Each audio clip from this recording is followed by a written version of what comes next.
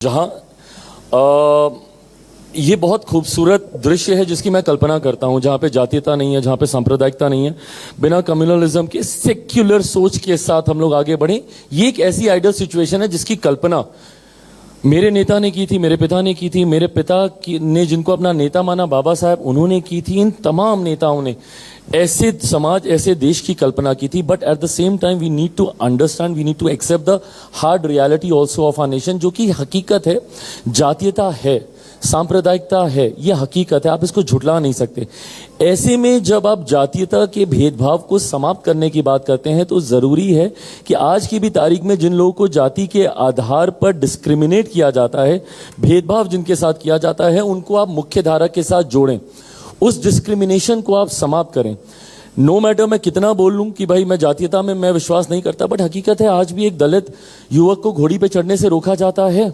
उदाहरण मेरे ही राज्य के हैं जहां पे मुख्यमंत्री मंदिर में चले जाते हैं तो मंदिर को गंगा जल से धुलवाया जाता है। मैं जिस राज्य में बैठा आपके साथ बातचीत कर रहा हूं, इस राज्य के भी पूर्व मुख्यमंत्री के साथ इसी तरीके की घटना घटी है। एक आईपीएस ऑफिसर को आज भी अपनी बारात निकालने के लिए सिक्योरिटी डिमांड करनी पड़ती है।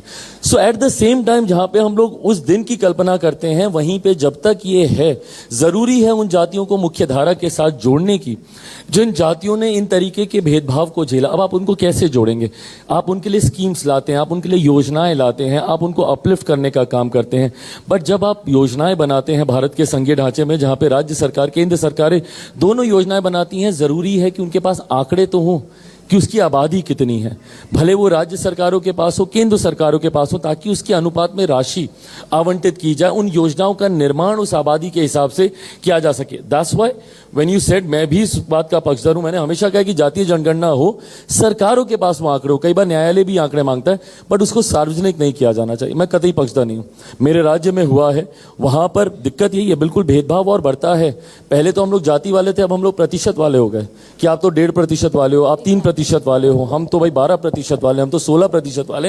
ये भेदभाव और बढ़ता है, तो इसीलिए ये आंकड़े सरकारों के पास होने चाहिए, सार्वजनिक नहीं करने चाहिए। मैं इसका पक्षधर नहीं। अच्छा, तो